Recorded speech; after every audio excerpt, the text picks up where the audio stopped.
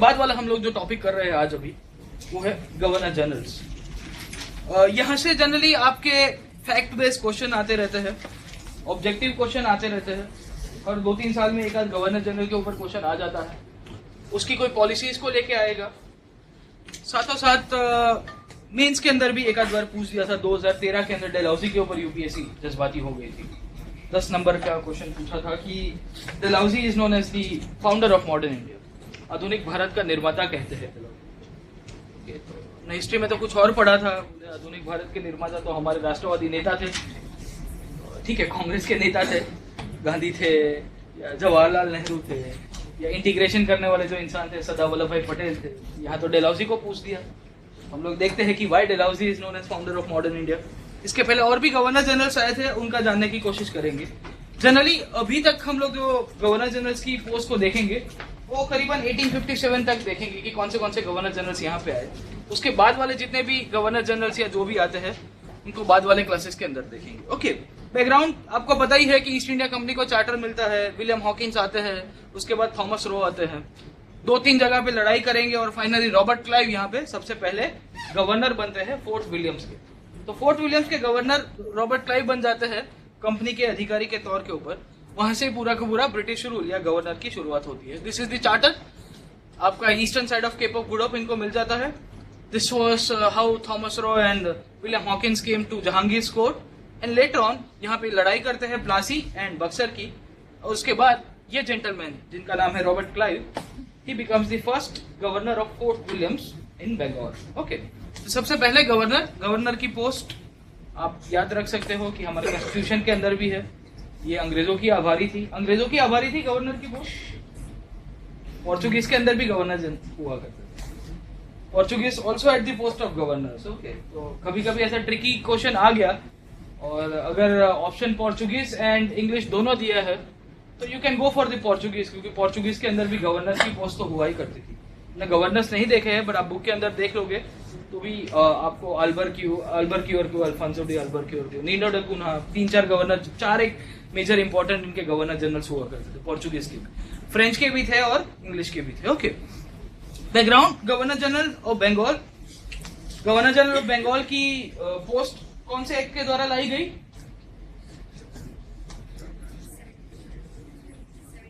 1773 regulating act of 1773 created the post of governor general of bengal.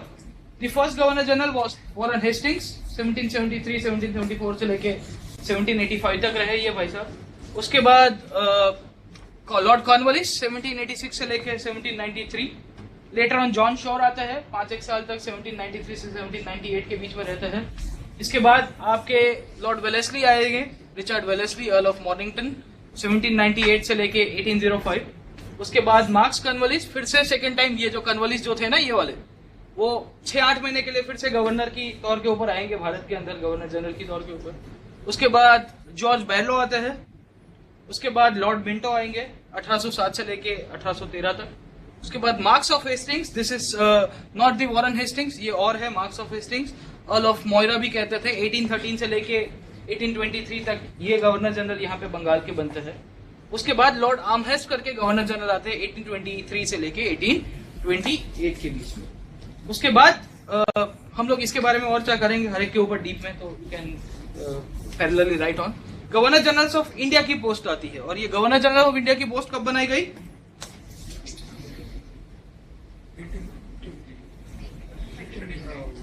1833 charter act of 1833 created the post of Governor General of India. Lord William Bentinck was the last Governor General of Bengal and the first Governor General of India. क्योंकि इसके पहले जो Lord आर्महेस्ट थे, Lord आर्महेस्ट 1828 तक थे। उसके बाद 1828 से लेके 1833 तक यहाँ पे पूरे के पूरे आपके लॉर्ड विलियम बेंटिक होते हैं। ओके, 1835 तक थे, इसको चेंज कर देना, ठीक है, 1835 कर देना। लॉर्ड ऑकलैंड 1836 से लेके 1842। इसके साथ साथ लॉर्ड हार्डिंग 1844 से लेके 48। फाइनली लॉर्ड डलहौजी 1848 से लेके 1856 तक आपको देखने को मिलेंगे, जो गवर्नर जनरल ऑफ इंडिया बोलते हैं। और लॉर्ड कैनिंग भी एक टाइम के ऊपर आपके गवर्नर जनरल हुआ करते थे 1856 से लेके 1850। ओके, अभी तक हम लोग 1858 तक के ही गवर्नर जनरल्स को देख रहे हैं। उसके बाद वाले जो पोस्ट आएगी उसको वाइस रॉयज कहते हैं, और वाइस रॉय की पोस्ट हम लोग अभी तक 1858 तक की ही हिस्ट्री देख रहे हैं। We are seeing the British rule in India, जो कंपनी का रूल हुआ करता था इनडायरेक्टली। उसके बाद जो इंडियन नेशनल मूवमेंट को हम लोग जब पढ़ेंगे 1857 1858 ऑनवर्ड्स, उसके बाद वाइस रॉय के रोल को भी देखने की कोशिश करेंगे। हर एक गवर्नर जनरल के ऊपर 2-2 5-5 स्लाइड्स है, 2-2 5-5 मिनट इनके बारे में चर्चा कर लेते हैं। थोड़ा बहुत रिवीजन भी हो जाएगा हम लोग ने जो भी पिछले क्लासेस के अंदर पढ़ा है, और जनरली प्रीलिम्स के अंदर 1 मार्कर जो आपका स्टेटमेंट बेस्ड क्वेश्चन आते रहते हैं इनके अंदर। वॉरेन हेस्टिंग्स 1774 से लेकर 1772 तक, ओके, बंगाल के अंदर आते हैं 1772 के आसपास ही, एंड ही रियलाइजेस कि बंगाल के अंदर जो रेवेन्यू थी बहुत ही क्योटिक हो गई थी। और यहाँ पे आपको पता होगा कि आपका जो ग्रेट बंगाल फेमाइन भी आया था 1769 से लेकर 1773 तक, और इसके अंदर बंगाल के अंदर जो पूरी इकोनॉमी थी वो बहुत ही खत्म हो चुकी थी। लेटर ऑन इसका रोल जो होता है वो है रिफॉर्म्स को लेके होता है।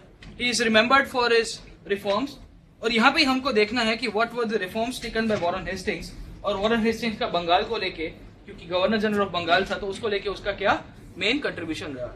मेन कंट्रीब्यूशन हेस्टिंग्स का सबसे पहला होगा वो है अबॉलिशन ऑफ ड्यूअल सिस्टम। यहाँ पे जो ड्यूअल गवर्नमेंट चलाई थी किसने? रॉबर्ट क्लाइव ने। ट्रीटी ऑफ अलाहाबाद, उसके बाद दीवानी अधिकार मिलते हैं और ड्यूअल गवर्नमेंट की शुरुआत कर दी थी।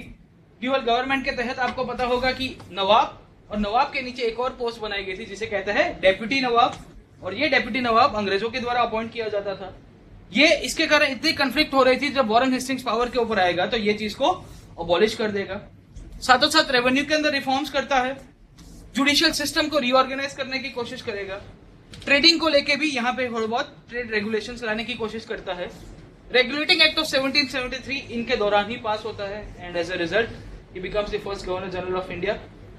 And also the expansionist policy of Warren Hastings is also to be seen, और फाइनली स्पिट्स इंडिया एक्ट भी इनके दौरान ही होगा। सो 2 एक्ट है।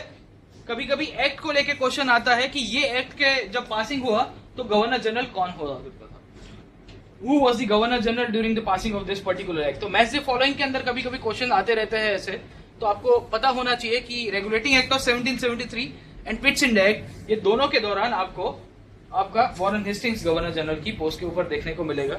फाइनली इसको इम्पीच कर दिया जाता है ब्रिटिश पार्लियामेंट के द्वारा, वो भी हम लोग देख लेंगे अभी इसके बाद वाले स्लाइड्स के अंदर। ओके, वॉरेन हेस्टिंग्स के बारे में सबसे पहली अबॉलिशन ऑफ ड्यूअल सिस्टम। मैंने आपको बताया कि this dual system was introduced by Robert Clive, and Warren Hastings जब यहाँ पे आता है तो उसको अबॉलिश कर देते हैं।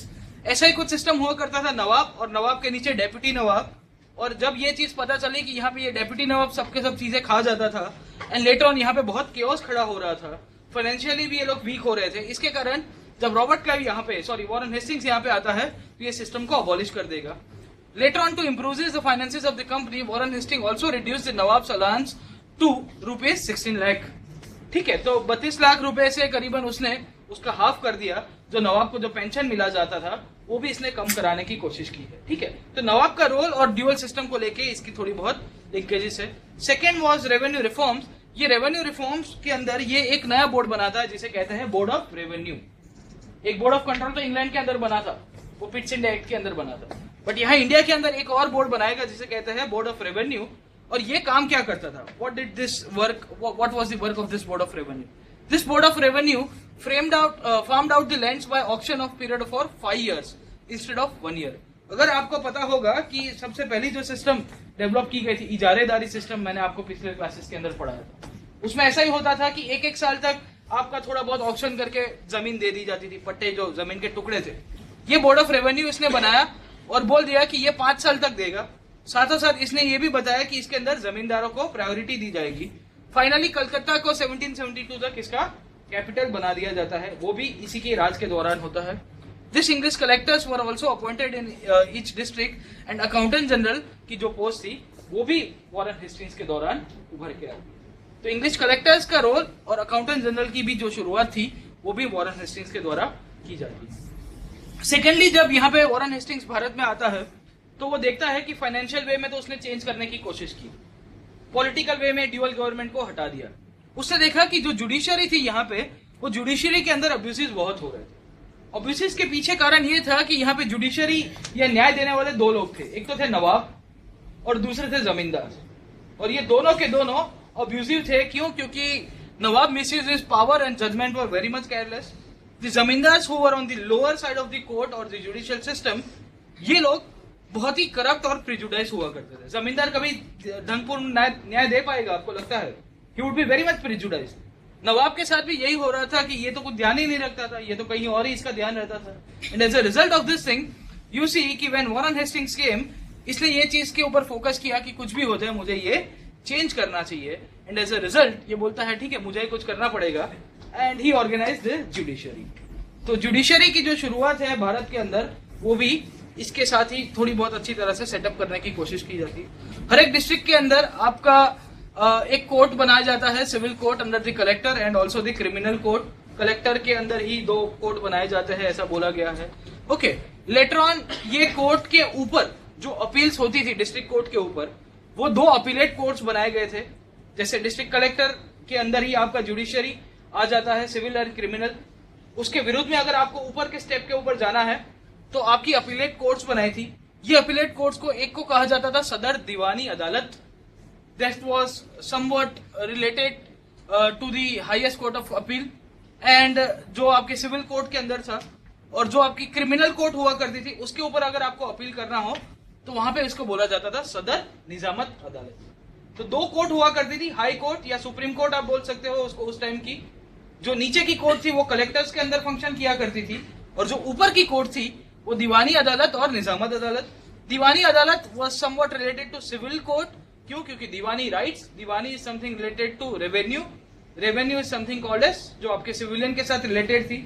जो आपकी क्रिमिनल कोर्ट हुआ करती थी उसे निजामी अदालत भी कहा जाता था. Okay, so experts in Hindus and Muslims were provided to assist the जजेस. अगर जब जब यहाँ पे आपका क्रिमिनल कोर्ट के दायरे के अंदर कोई मुद्दा खड़ा होता था तो यहाँ पे हिंदू और मुस्लिम जितने भी धर्मगुरु थे उन दोनों की सहायता ली जाती थी वॉरेन हेस्टिंग्स के द्वारा और उसने ये पूरी की पूरी सिस्टम को खड़ा करने की कोशिश की. तो गवर्नर जनरल, कलेक्टर आया करते थे, ठीक है, सदर दीवानी अदालत, सदर निजामत अदालत. लेटर ऑन यहाँ पे जो गांव के अंदर भी अदालत हुआ करती थी वो यहाँ पे मुफस्सिल दीवानी अदालत कहते थे और यहाँ पे मुफस्सिल निजामत अदालत. ठीक है, तो विजय हेडमैन के तहत उसकी एक अपीलेट बॉडीज के तौर के ऊपर पूरी की पूरी फंक्शन की. ओके, तो इस तरह का कुछ इसने जुडिशियल सेटअप करने की कोशिश की थी कलेक्टर और यहाँ पे उसकी जो हाई कोर्ट ऑफ अपील्स जो थी जो दीवानी और निजामत अदालत के तौर के ऊपर हुआ. सेकेंडली इसने ट्रेड के अंदर भी थोड़ी बहुत चेंज लाने की कोशिश की और ट्रेड रेगुलेशंस के ऊपर भी फोकस किया.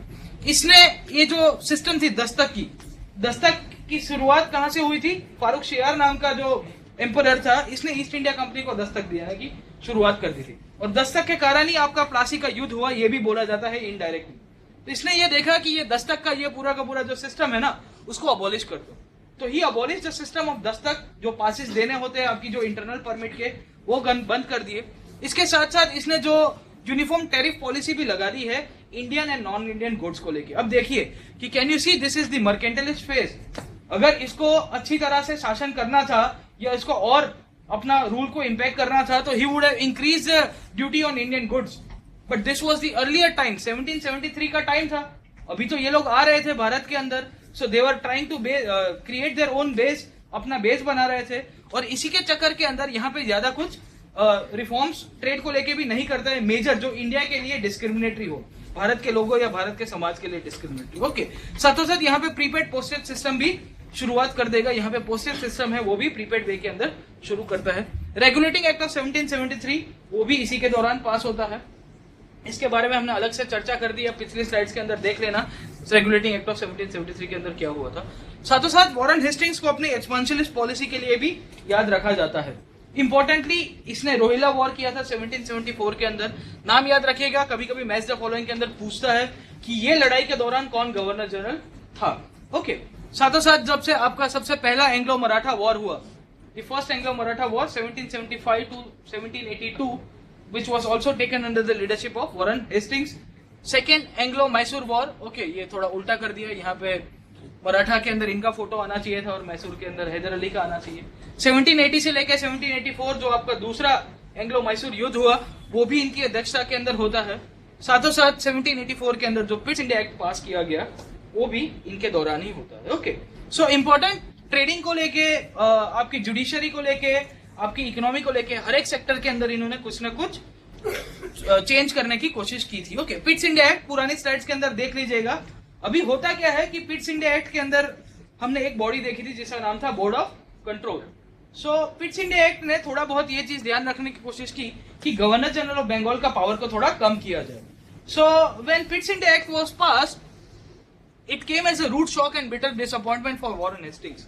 उसके बाद जो पिट्स इंडिया एक्ट का जो विलियम पिट जो थे प्राइम मिनिस्टर, उनकी स्पीच जो थी उसमें जो हेस्टिंग्स की जो पॉलिसी थी ना उसको सेंसर कर दिया।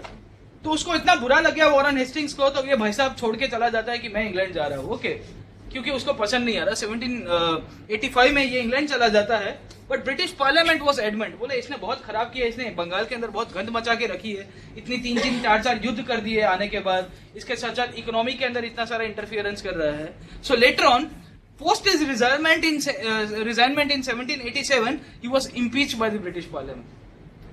रिजाइन करने के बाद उसको इम्पीच कर दिया। ब्रिटिश पार्लियामेंट ने बोला कि बेटा तुमको छोड़ेंगे नहीं, इतना करके गए हो तो आपको ठीक है इम्पीच कर दिया जाएगा। ठीक है, तो इसका महाभियोग हो जाता है 1787 के दौरान जब ये रिजाइन करके चला जाता है। तो पिट्स इंडिया एक्ट इसकी लाइफ के लिए बहुत ही ये है ना मेमोरेबल एक्ट पास होके आ रहा है, क्योंकि इसका करियर इसने खत्म कर दिया था पिट्स इंडिया एक्ट ने, क्योंकि ये is one of the longest governor generals. Okay, इसका जो टाइम पीरियड देखोगे तो करीबन 11-12 साल तक ये यहाँ पे रहता है। 1772-1773 से ही इनफैक्ट इसकी शुरुआत हो जाती है, और उसके बाद भी इसको जाना नहीं चाहता था, बट ये पिट्स इंडिया एक्ट ने पूरे का पूरा इसका सत्यानाश कर दिया। ओके, सो कहीं ना कहीं से इसके ऊपर से वन लाइनर क्वेश्चन आते रहते हैं स्टेटमेंट बेस्ड, तो आप ज्यादा इसको रिवाइज कर दीजिएगा।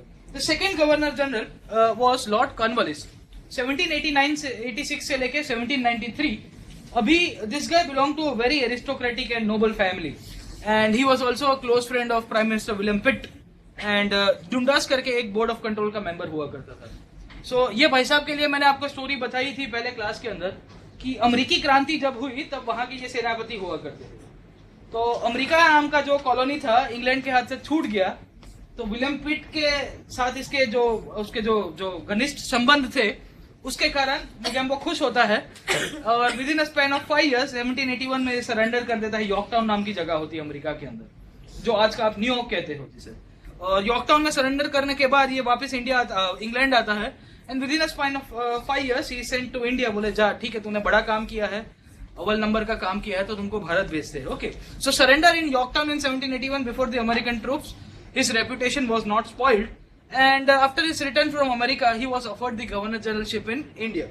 Importantly यहाँ से शुरुआत होती है वो है कि गवर्नर जनरल की पोस्ट को लेके any person who was related to aristocratic family उसको सबसे ज्यादा फोकस किया जाता है। ठीक है, तो यहाँ से इनकी पूरी की पूरी स्टोरी है लॉर्ड कॉर्नवालिस की।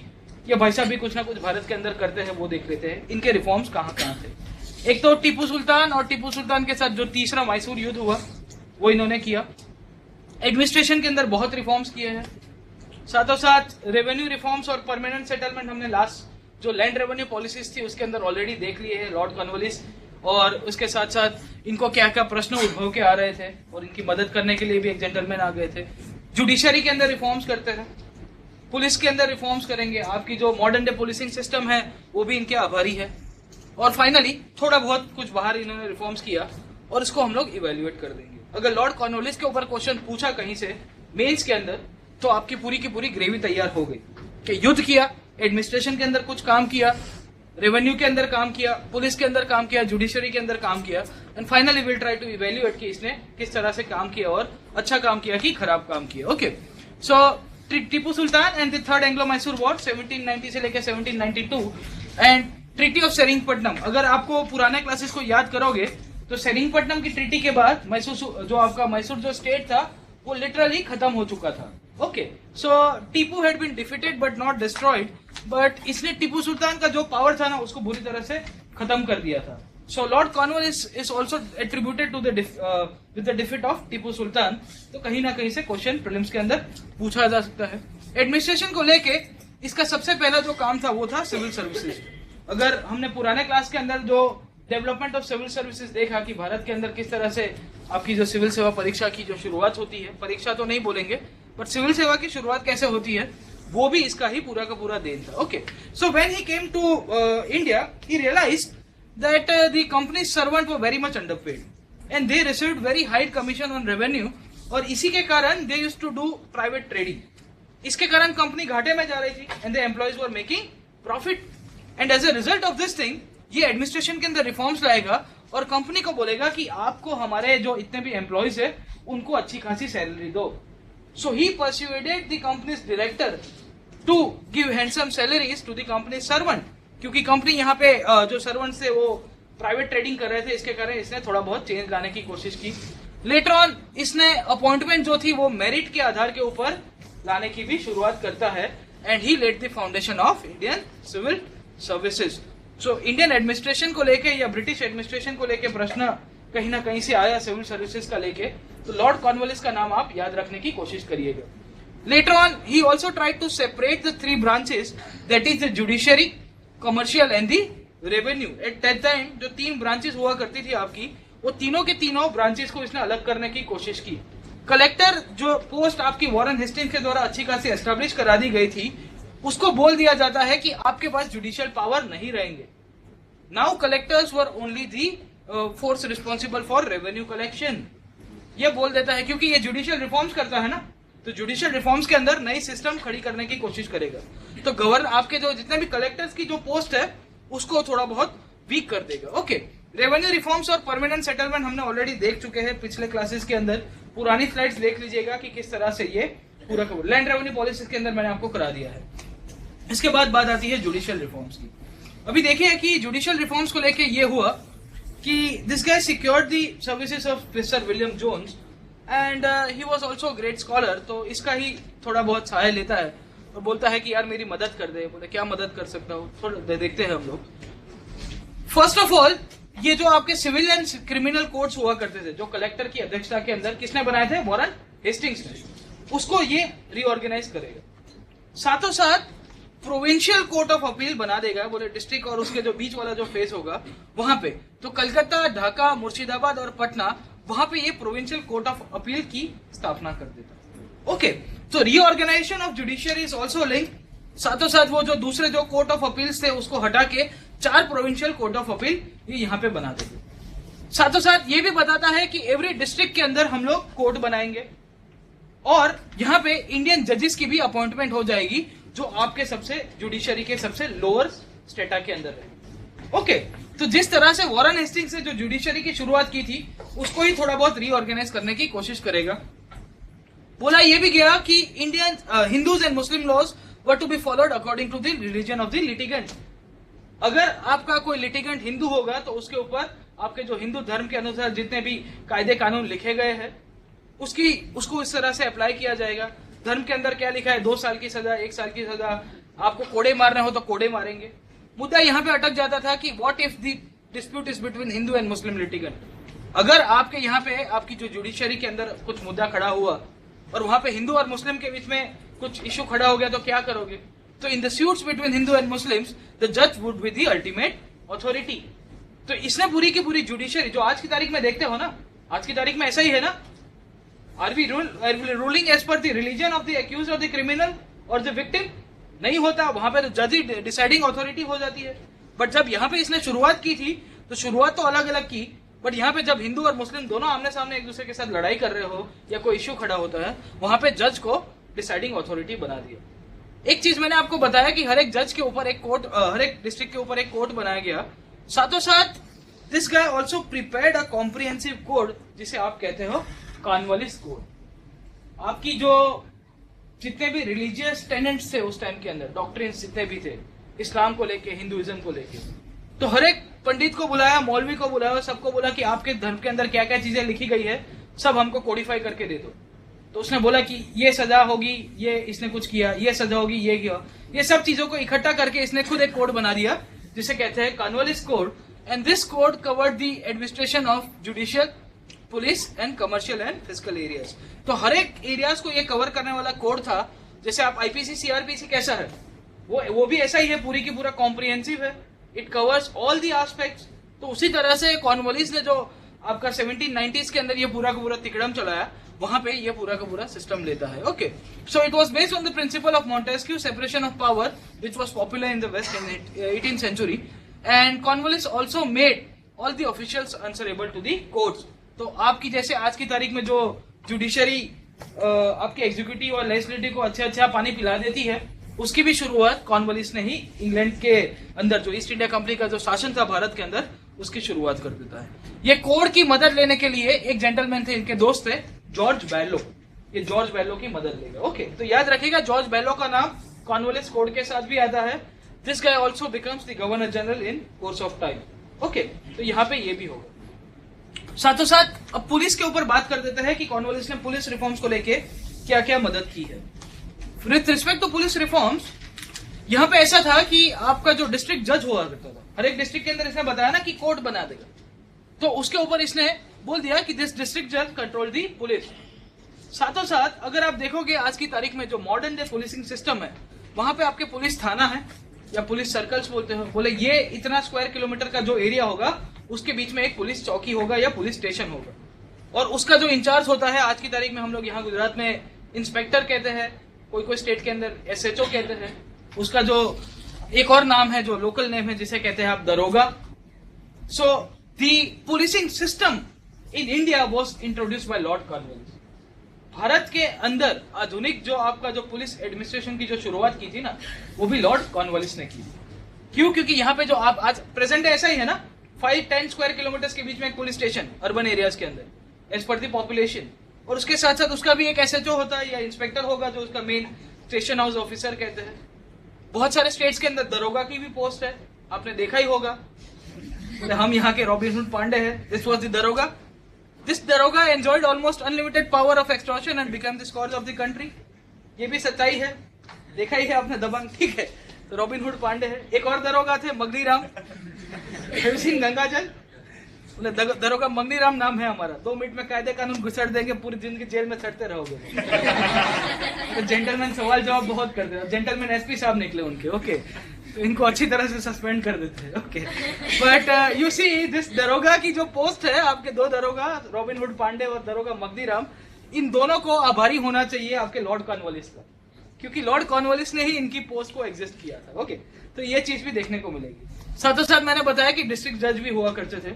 सो यहाँ पे डिस्ट्रिक्ट जज होते थे आपके, और नीचे आपके 2 दरोगा साहब हुआ करते थे। So this was the policing system and police reform भी लॉर्ड कॉर्नवालिस ने यहाँ भारत के अंदर जो शुरुआत की थी वो भी यहाँ से होती है। ओके, अदर रिफॉर्म्स के अंदर देख लेते हैं क्या किया इसने। ये बोर्ड ऑफ ट्रेड करके एक बॉडी हुआ करती थी, तो बोर्ड ऑफ ट्रेड को भी अच्छी तरह से रिफॉर्म किया। साथों साथ जो इंडियन वीवर्स थे, इंडियन वर्कर्स थे, उनके लिए भी बोला कि हम इनके लिए थोड़ा बहुत फेयर ट्रीटमेंट देने की कोशिश करेंगे। इवैल्यूएशन के अंदर 2 लाइन लिख सकते हैं कि he perceived the dangers of Tipu's growing power and curtail it by broadly discarding the policy of non intervention. इसके पहले के जो गवर्नर जनरल से जो बोलते थे कि हमको इंटरवीन नहीं करना है, उसने वो छोड़ दी। He also tried to consolidate the company's position and started the tradition of efficient and pure administration. So एक इंसान जो आपका एफिशिएंट एंड प्योर एडमिनिस्ट्रेशन के लिए जो जिसने शुरुआत की थी वो था लॉर्ड कॉर्नवालिस। ओके, तो कहीं ना कहीं से क्वेश्चन आ गया मेंस के अंदर कॉर्नवालिस को लेके, तो इतने पॉइंट तो बहुत हो जाएंगे। ओके, यस, जज्बाती हुआ था 2011 के अंदर।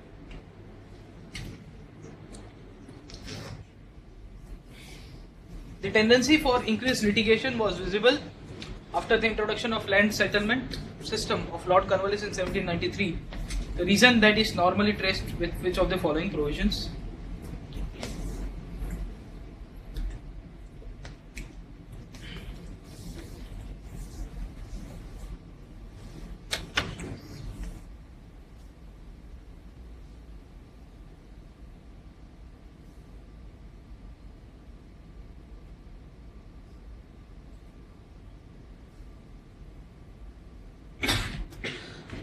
क्या है?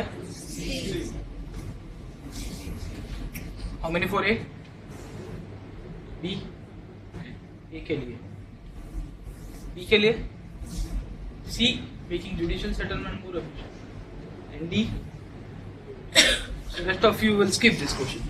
अब देखिए कि A can be easily negated out, making zamindars position stronger vis-a-vis the रायत, ये तो था ही नहीं रिवॉर्ड से लेके। Making judicial settlement more efficient. Judicial settlement नाम का शब्द कहीं देखा आपको? कहाँ लिखा है? मैंने तो परमानेंट सेटलमेंट बताया। If you see the statement itself, अगर आप इसका जो वर्डिंग देखोगे तो इसके अंदर जो शब्द का उपयोग किया गया वो जुडिशियल सेटलमेंट किया गया। क्वेश्चन क्या पूछा है इसने? The tendency for increase litigation was visible after the introduction of the land settlement system of Lord Cornwallis 1793। Increase litigation के पीछे अगर आप देखोगे तो 1793 का जो परमानेंट सेटलमेंट था उसमें जमींदार की पोस्ट को ट्रांसफरेबल भी बनाया था ना। If the zamindar is not able to pay the land revenue on time, the British has the authority to evict them. Are you getting my point? अगर इसके लेके अगर आप प्रश्न को देखोगे तो पहला तो आपका निकल जाता है, क्योंकि जमींदार की पोजीशन को स्ट्रांग कर रहा था ये तो नहीं कर रहा था। जमींदार की पोजीशन को वीक किया इसने इनडायरेक्टली। पूरे एक तारीख के उसको ऊपर सत्ता दे दी, उसको ऑक्शन के बाद उसके पास ओवरराइड पावर तो होगा, पर साथों साथ उसको हटाया भी जा सकता है। Making judicial settlement more efficient. यहाँ पे एफिशिएंसी की बात जनरली जुडिशियल सेटलमेंट को लेके तो आएगी। पहले तो शब्द एक तो परमानेंट सेटलमेंट होना चाहिए। सेकेंडली आपका जो डी ऑप्शन है, none of the A and B, अगर आप बी वाला देखोगे, making East India Company and overlord of the zamindar, ये कहीं पे दिखता है? अगर ईस्ट इंडिया कंपनी ने ये प्रोविजन रखा है कि if the zamindars are not able to pay up the land revenue on time, we can evict them also. इसका मतलब क्या हुआ? इसका मतलब ये हुआ कि ईस्ट इंडिया कंपनी इनकी बाप हो गई। इनडायरेक्टली तो यही हुआ ना कि जैसे जमींदार आपके पीजेंट को हटा देंगे और उसको टेनेंट बना देंगे, तो उसी तरह से ईस्ट इंडिया कंपनी भी इनको हटा सकती है। और इसी के कारण यहाँ पे लिटिगेशन ज्यादा हो रहा था। The best possible alternative in this question जो आपका इनडायरेक्टली लिंक होके जा रहा था वो था बी,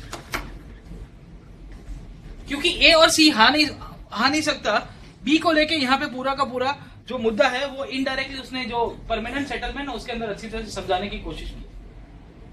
ओके, तो इस तरह के क्वेश्चंस आते रहते हैं, आप उसको थोड़ा बहुत ध्यान से उसको खगोलने की कोशिश करिएगा कि किस तरह से सेटल करता है। Okay, 2009 UPSC pre, by a regulation in 1793 the district collector was deprived of his judicial power and made the collecting agent only. What was the reason behind such regulation? इसके पीछे क्या कारण थे? Lord Cornwallis felt that the district collector's efficiency of revenue collection would enormously increase with the burden of other work. Lord Cornwallis felt that the judicial power should compulsorily be in the hands of Europeans, while Indians can be given the job of revenue collection in the district. Lord Cornwallis was alarmed at an extent of the power concentrated in the district collector and felt that such absolute power was undesirable in one person. D option दिया है, the judicial work demanded a deep knowledge of India and a good training in law, and Lord Cornwallis felt that district collector should be only a revenue collector. C. Okay, सबको समझ में आ गया? You see कि Lord Cornwallis was alarmed at the extent of power concentrated in district collector. मैंने आपको ये चीज इसके पहले बताया कि Lord Cornwallis was the person who tried to implement Montesquieu का जो सेपरेशन ऑफ पावर का जो थियरी था। तो सेपरेशन ऑफ पावर के तहत यही हुआ ना, कमर्शियल, जुडिशियल और आपके जितने भी फिजिकल एरिया से उसको डिवाइड कर दो। कि यहाँ पे कलेक्टर का जो पावर था उसको भी थोड़ा बहुत डिप्रीव कराया गया, और डिप्रीव कराने के पीछे उसके पीछे रीजन यही था कि was alarmed at the extent of power. Okay, उसको डर लग रहा था कि कलेक्टर के पास इतना पावर नहीं रहना चाहिए, and he was also the person who believed into this separation of powers theory. इसके लिए इसने पूरा का पूरा ये तिकड़म रचा। ओके, इसके बाद जो जेंटलमैन आते हैं सर जॉन शोर, 1793 से लेकर 1798। इनका एडमिनिस्ट्रेशन के अंदर कुछ होता नहीं है, तो आपको रट्टा मारने की जरूरत नहीं होगी, जान छूट